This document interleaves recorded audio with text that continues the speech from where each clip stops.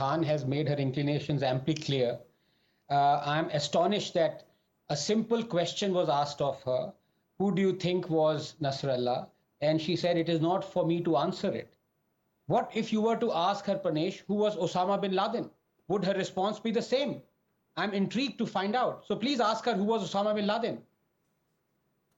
I said, I am not here to describe the history of the regime. I'm not here to answer some kind of Wikipedia question. Ms. Khan, this is not Wikipedia. These are not ordinary individuals that we are talking about. These are dreaded terrorists, global terrorists.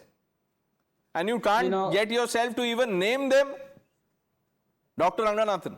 Yes, anyhow, as I said, the inclinations are very clear. But, I want to stick to India because although 1.15 billion Indians stand with Israel, the rest don't.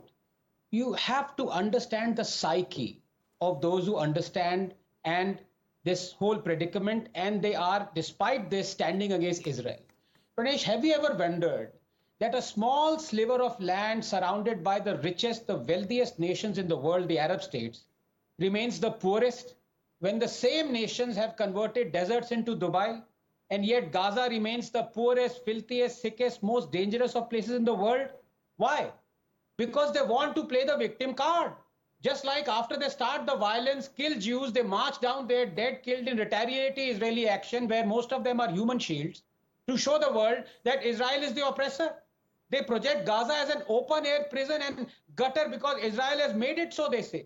They care more about denigrating Israel than about developing Palestine. That's the truth. And why do these leftists and Islamists who want to ban India's trade with Israel not demand a ban on India's trade with China, given that China has demolished 700-800 mosques and interned 1.5 million Muslims in concentration camps and is feeding them pork and sterilizing them because their salaries would stop? The point of the matter, as I said, is 1.15 billion Indians stand with Israel, shoulder to shoulder. Because supporting Israel is not only moral, it is imperative that we do so. We'll be repaying a debt, and that is what friends do. Let me explain first the debt, Pranesh, very briefly. Have we forgotten that in the wake of Pokhran II, when the world slapped sanctions against us and Pakistan invaded us in Kargil, the tide was turned by Israel supplying us with weaponry, going against world sanctions? Let us also not forget that all Arab friends ditched us during our 1971 war with Pakistan. It was Israel that came to our help despite America warning it not to. Facts that emerged from the explosive Haksar papers. And how did we repay Israel then? By not backing it during its Yom Kippur war in 1973. Now the moral question, very briefly. I would like to make a few points and they need to be internalized because these are irrefutable facts, not opinion. Hamas and Hezbollah use residential areas and hospitals as ammunition dumps and patients as human shields, rendering Geneva Convention invalid. And here is the thing, the hospitals in Gaza were safe and functioning well till October 6 last year, weren't they? And they would have continued to be safe and function well beyond had Hamas not murdered 1,400 innocent Jews and microwave babies in October 7 and brought this war upon itself. So let me be clear, Hamas and Hezbollah alone are responsible for the Gaza tragedy. Chris Blackburn, before I bring you in, I quickly want to bring in Major Gaurav Arya.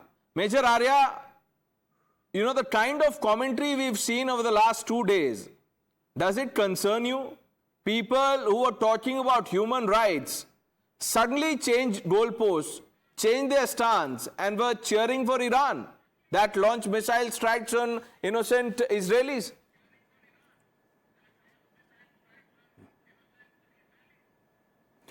No, you see, I would agree with what Dr. Ranganathan just said, and I think it makes a lot of sense. And before I answer your question, I would like to add that we did wrong to Israel, right? There was a time when Israel helped us. We did not even recognize Israel. So there is much to be made up. And I think India should stand very firmly, no if, no but. Now, I would also like to say that, all this nexus of the radical Islamists and leftists, what they're doing is painting Iran to be the victim. Iran is the head of the snake. Let's be clear. I would go as far as to say that the real problem is not Hezbollah or Hamas. The real problem is Iran. We must recognize this problem. It is Iran that is funding the Hezbollah. It is Iran that is funding and arming the Houthis. It is Iran that is arming the Hamas. Why should Ms. Khan get so upset about the killing of Nasrallah? Is he an Iranian national? Or was he an Iranian national? Why is she so concerned about Gaza? Let me tell you. This is nothing except, in some Muslim countries, they've got together and made it a Muslim problem or a Muslim issue. And they are also correct. Because this is exactly why they hate the Jews. I will say this very loudly and let anybody who has a problem understand this loud and clear. They hate Israel not because of this so-called fake narrative of occupation of Palestine. They hate Israel because more than 80% Israelis are Jews. They hate the Jews, and this hate has been continuing for more than 1400 years. This is religiously sanctioned hate. Right? Now, among the left and the Islamist nexus in India, they will never say anything to China. They will not even say anything to Saudi Arabia. Saudi Arabia, by the way, bombed and killed more than 3 lakh Yemenis. That is 300,000 Yemenis. They conducted airstrikes. Nobody even talks about it. And what are these figures they are giving about Gaza? Who has given these figures? Who has counted the dead bodies in Gaza? These are all Hamas figures, this so-called Health Ministry of Gaza. What is Health Ministry of Gaza? It's nothing but Hamas. I think what Israel must do is hit back.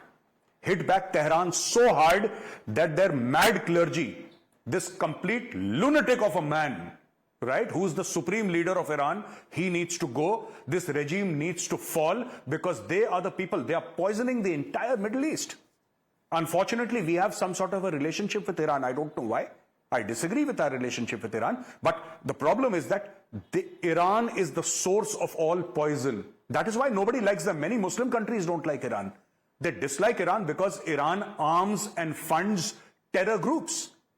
It is not just that they're doing it to the Israelis. They're doing it to Saudi Arabia. They're doing it to Jordan.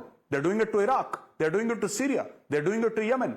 They have spoiled and vitiated the entire atmosphere of the Middle East. And this regime needs to go. I stand with Israel. I think we need to make up for what wrong we have done to Israel in the past.